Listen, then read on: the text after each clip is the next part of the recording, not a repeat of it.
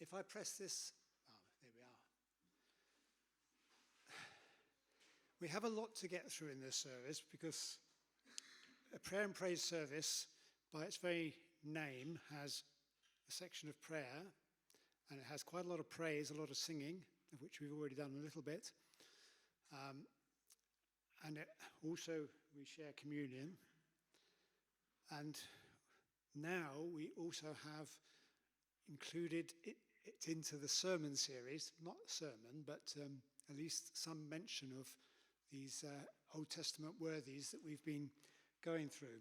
So I am going to try and talk a bit about David, the king of Israel. Israel's greatest king, he's generally regarded as. I don't know how much you know about David. He occupies actually quite a lot of the Old Testament. Most of 1 Samuel, all of 2 Samuel, all of 1 Chronicles. He's the principal character. And he also wrote nearly half the Psalms that we have in the book of Psalms. So there's a lot about David in the Bible. I can't go through all that. As Tiff said when he was talking on Moses, it's a question of knowing what to leave out. So what I propose to do is do a very quick overview of his life. I hope I can keep it quick, and then focus in on one particular thing. Now there's the charts that Tiff has been putting up and other speakers. So David is at the extreme right-hand end of the second row down.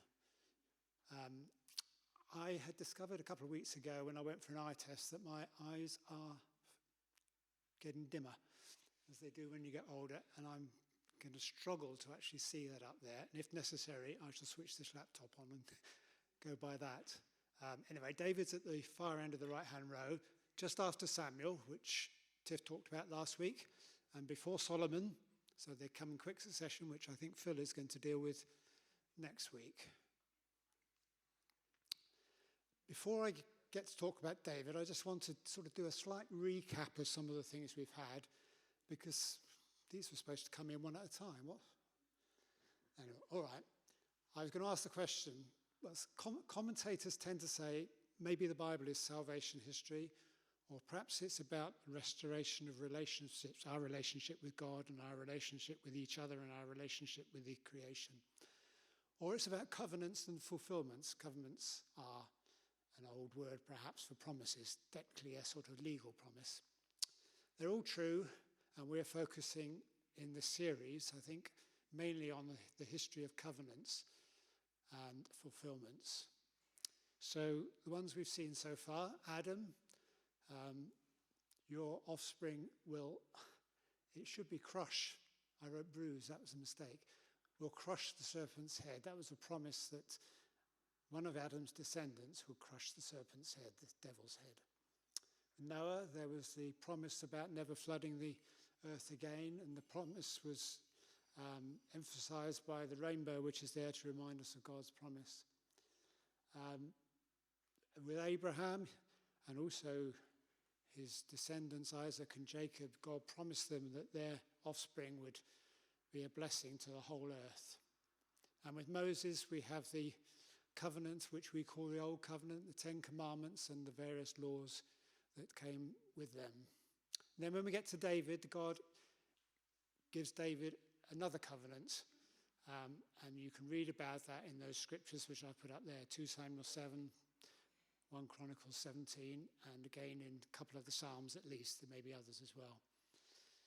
And then, of course, we've celebrated the new covenant, which was inaugurated by Jesus, who was great David's greater son. And we'll sing that a little bit later. So those are the covenants. There may be others that come along, I don't know, but those ones we've seen so far. So David, life of David. Very quickly, David was the great-grandchild of Boaz and Ruth, and you can read their story in the book of Ruth.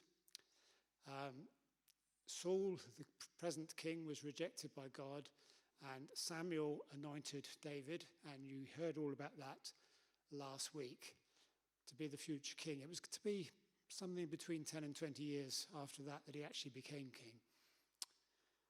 I'm sure everybody knows that David killed the giant, Goliath. That's the one story that I think probably nearly everybody knows. After that, Saul joined the army, and he was a great captain, and he was actually a more effective captain than Saul himself was, and Saul got very jealous about it, and he tried to kill David. David sometimes was welcome in the palace because Saul used to suffer from the black dog, as Churchill called it, severe bouts of depression, and David would sing to him. And perhaps that's when he wrote many of his 72 psalms, which are headed of David. And I can't read that last one. David had a chance to kill Saul, but he didn't, because he regarded Saul as the Lord's anointed, even though he had been rejected by God. So David, in honor of that, didn't take the opportunities presented to kill Saul. But he actually had to go into exile some of the time to escape Saul's plans of killing him. He became king eventually after Saul had died. He was anointed as king of Judah, and then after a little bit of a civil war, when Ishbosheth tried to reign in Saul's place, Ishbosheth was murdered by some of his own men, and then David was crowned king of the whole of Israel. And he reigned for 40 years from Jerusalem. He was a great warrior, and it's recorded as well that he was very good at acting as a judge over his people, and he was a great administrator. But unfortunately, he let himself down. He had far too many wives and even more children. And despite having far too many wives, he went into adultery with Bathsheba. And then when she fell pregnant, he arranged the death of her husband to try and hide it. And the rest of 2 Samuel is a warts and all life of David. It's not all of it good reading. And his children in particular, some of them got into various things which I've written up there, but I won't read them to you. But in the midst of all that, God makes a covenant with David through Nathan the prophet. And Francis is going to come and read us those words in just a minute. And David dies at the end of 1 Samuel, and Solomon becomes the king in his place. So I think, yes, here is the prophecy to David. Francis is good. It's a lot. The chapter in 1 Samuel is very long.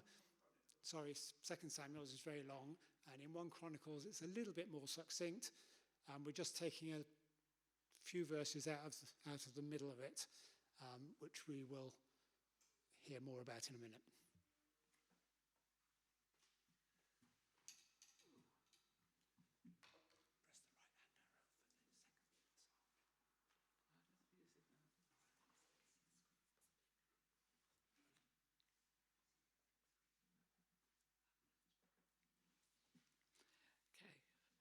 Our reading today is from 1 Chronicles 17, verses 11 to 14 and 16 to 17.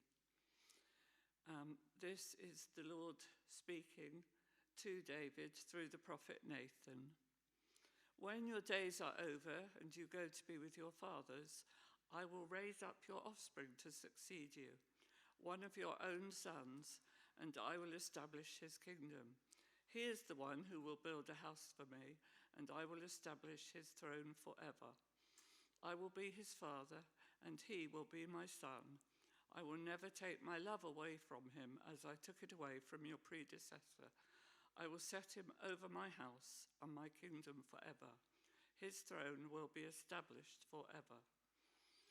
Then King David went in and sat before the Lord, and he said, "Who am I, O Lord God? And what is my family that you have brought me thus far? And as if this were not enough in your sight, O God, you have spoken about the future of the house of your servant. You have looked on me as though I were the most exalted of men, O Lord God." And then continuing in Psalm 89, I will sing of the Lord's great love forever. With my mouth I will make your faithfulness known through all generations. I will declare that your love stands firm forever, that you have established your faithfulness in heaven itself. You have said, I have made a covenant with my chosen one.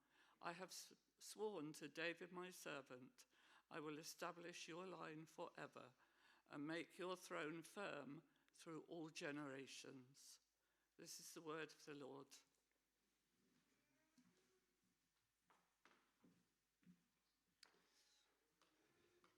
Although that prophecy that Nathan brought was partially fulfilled by Solomon, who built the house for God, although it's not really the house that God had in mind, I don't think.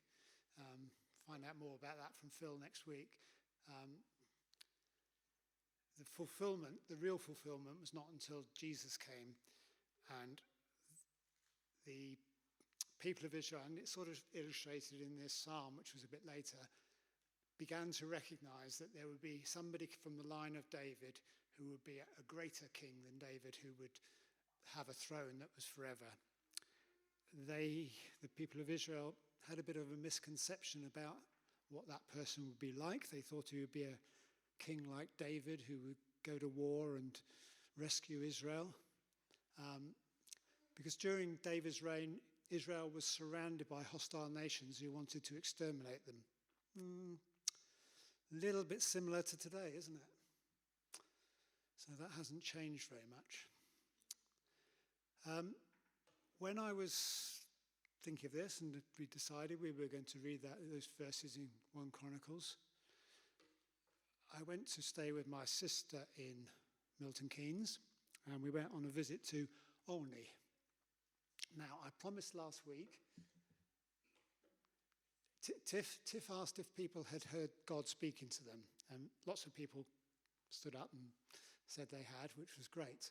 So I sat on what I had, and I said, I'll tell you next week what God said to me at Olney, which was a clue to you if you wanted to research Olney, which is a small town near Milton Keynes. It's a lovely little town. We went there, and we went to the museum of Cooper and Newton. William Cooper was a great poet, and he also wrote a lot of hymns. And John Newton, of course, was a slave trader who nearly died in a shipping situation and became converted. And then he joined Wilberforce in trying to abolish slavery, which he once, of course, worked in that trade, and eventually became first a curate and then eventually the rector of Olney.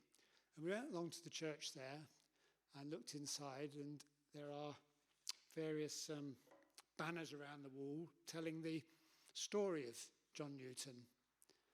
And I was astonished to find, and I felt this was God speaking to me, that on New Year's Day, 1773, he preached a sermon based on 1 Chronicles 17, especially verses 16 to 17. I thought, well, that's the scripture we're going to talk about, that I've got to talk about on Sunday. What's that got to do with David?